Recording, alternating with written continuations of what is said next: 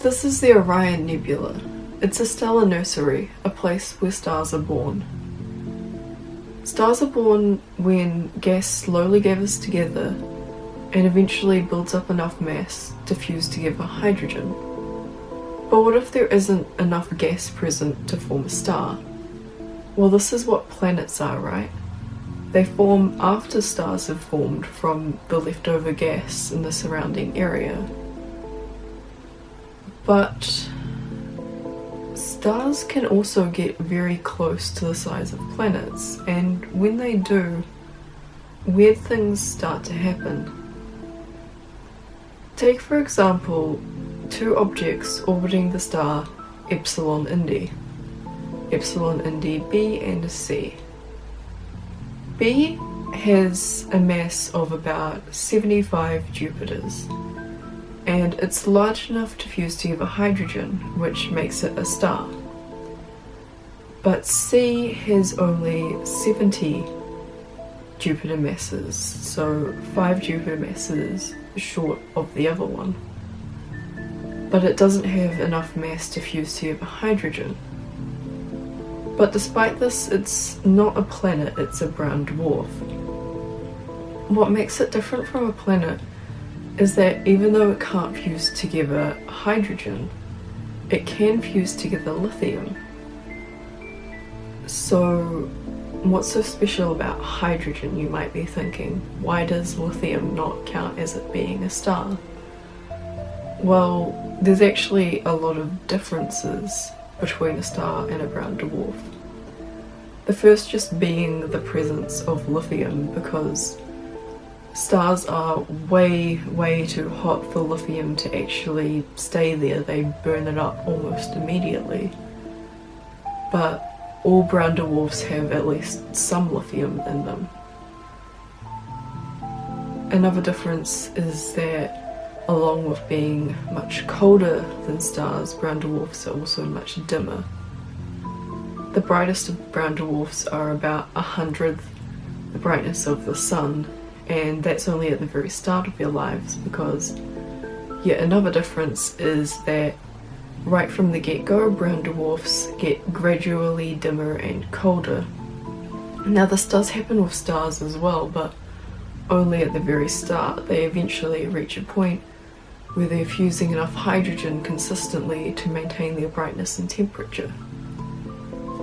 And the last difference is that brown dwarfs have not been observed anywhere in isolation.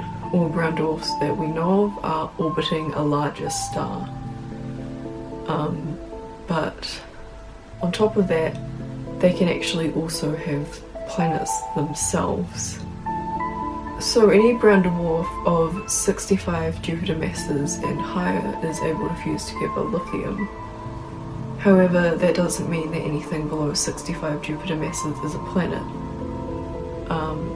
65 to somewhere between 70, 73, we're not sure exactly where the cutoff point is, Jupiter masses, is considered a class L brown dwarf.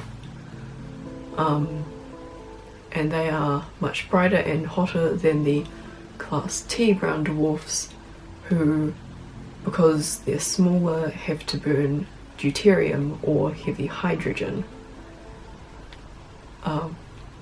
They can also be separated from the class L brown dwarfs just because they maintain their levels of lithium, because they never burn any of it up.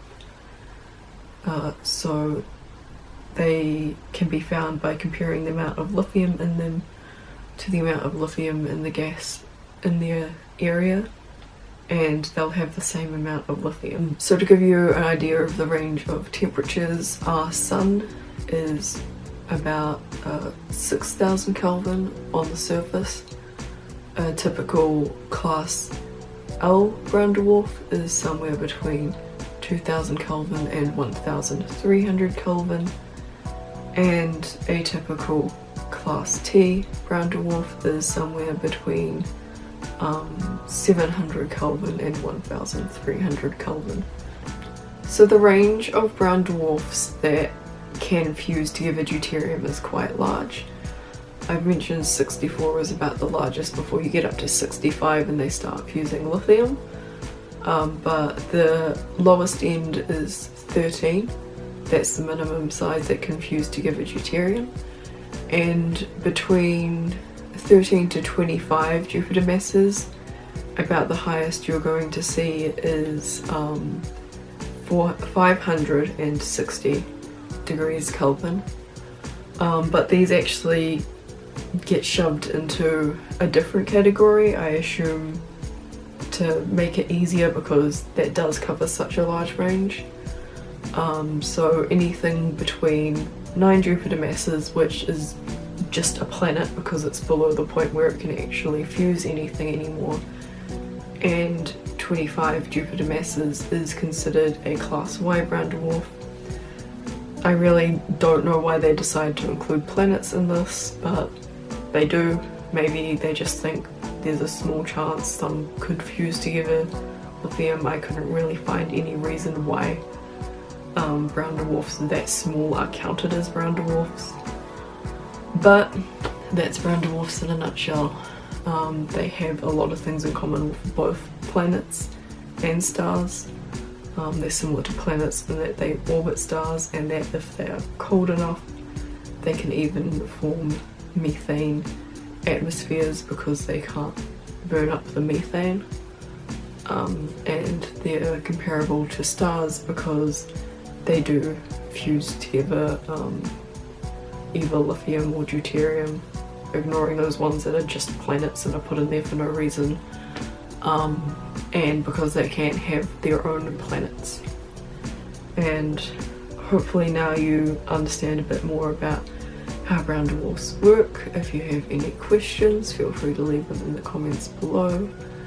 I've included some readings if you want to read up more about brown dwarfs, and I'll see you next week with another topic.